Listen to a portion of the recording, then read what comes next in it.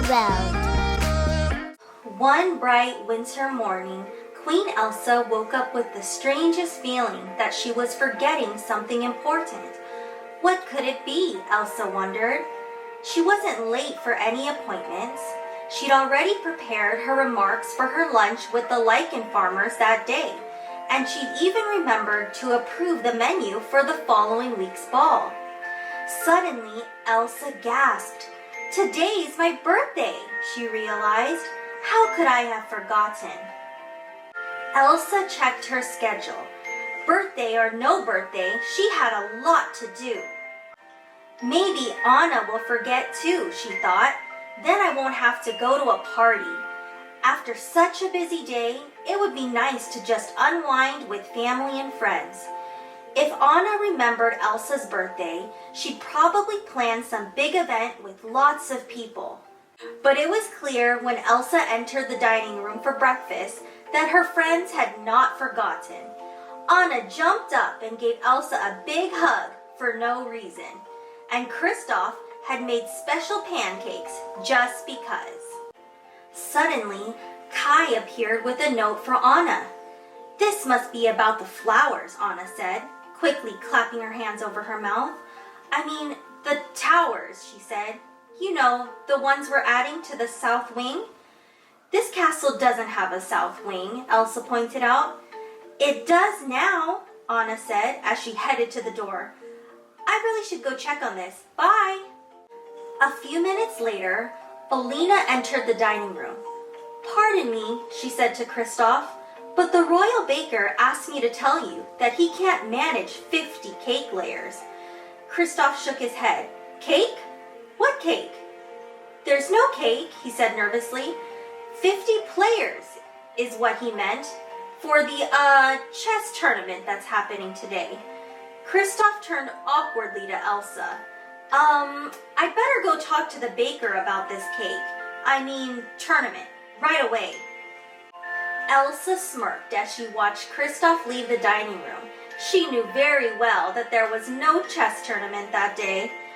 "Kristoff must really love chess," Olaf said cheerfully, interrupting her thoughts. "What is chess? Here, have some pancakes. The syrup is so sticky and fun." Elsa smiled and shook her head. Olaf might not know what was going on, but she wasn't fooled.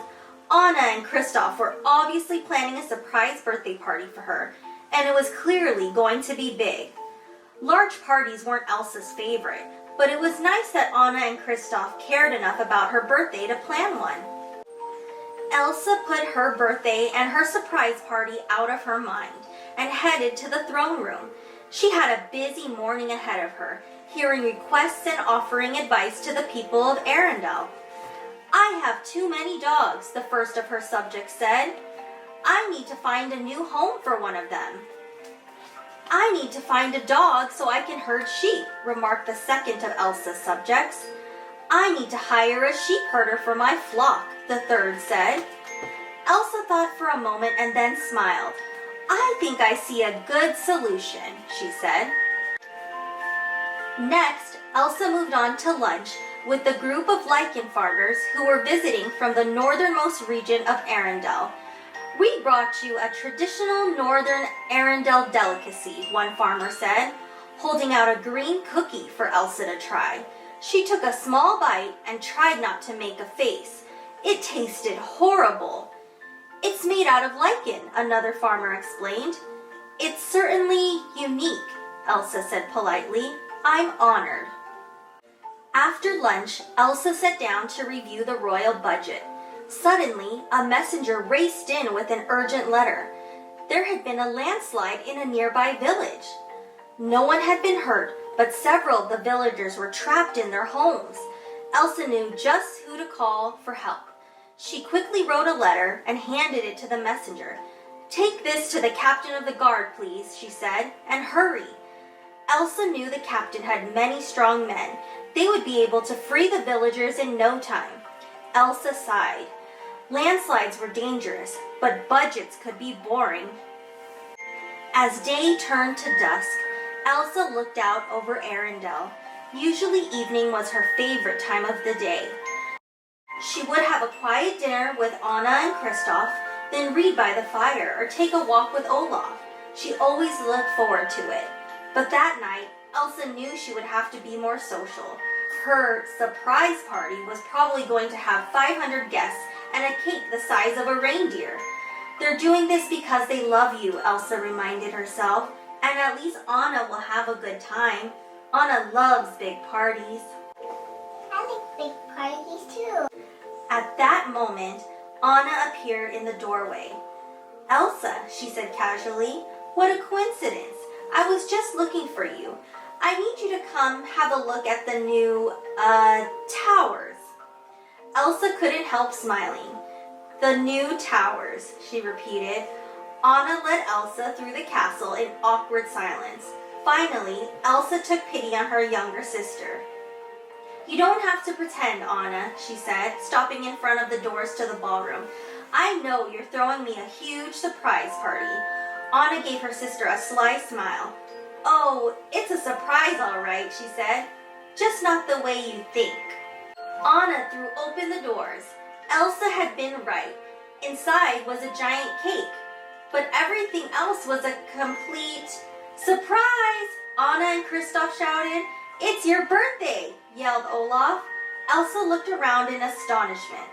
I can hardly believe it, she said. She was amazed. Me neither, Olaf agreed, shaking his head. But this actually explains a lot, like the cake and all the presents. Elsa couldn't believe her eyes. There was no string quartet, no fancy china, no crowd of hundreds of guests. It's just us, Anna said. A quiet little party with your family and friends. Just what I wanted, Elsa said, hugging her sister. So, were you surprised? Anna asked later. Very, Elsa said with a smile. I thought for sure you were planning a huge bash. You love giant parties. But you don't, Anna said. You love quiet evenings with your family and your best friends.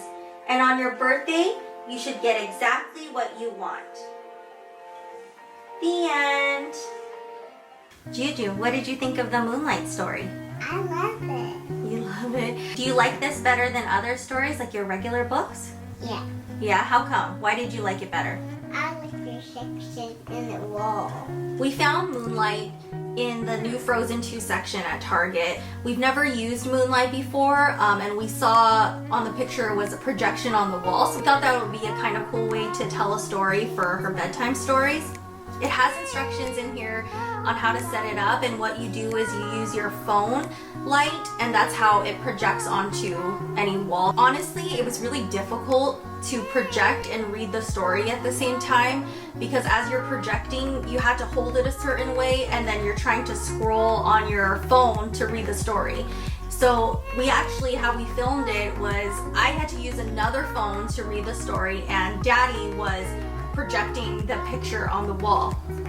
So it was really difficult. We needed two people to do it so that it wasn't shaky and that I could actually read it properly to her. In my opinion, the projection wasn't as clear as I thought it would be. If you put it up really close to something and have it just as a small projection, I think it gets clearer, but if you're trying to project it onto a big wall, which I think is the purpose of this, it wasn't that clear. And each time that you're moving from slide to slide, it was blurry and you had to readjust. Although Juju liked the concept of a story being projected on the wall, as a mom, I honestly wouldn't recommend it. For $39.99, I think the price is a little steep for what you get. And honestly, you can go to a library and just borrow books for free and read them, or buy books that you're able to keep and read them, and I think it's the same thing. I wouldn't purchase something like this again. If any of you moms have purchased this and your kids enjoy it, or if we're doing something wrong with the Moonlight app, if you can give us recommendations, let us know in the comments below, so maybe we can try it again with a different story, because it does come with 5 stories. We only tried it once, so let us know if you tried it, what you thought of it, and if you could recommend anything to us. Juju, you ready to go to sleep now? No?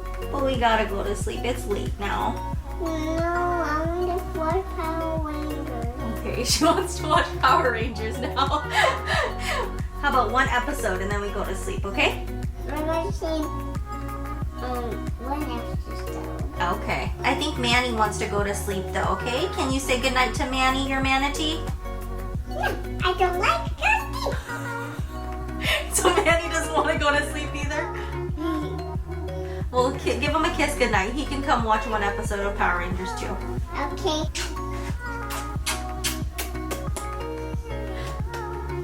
Bye. See you next time. Thank you for watching Do This Living World. Be sure to like and subscribe. See you next time.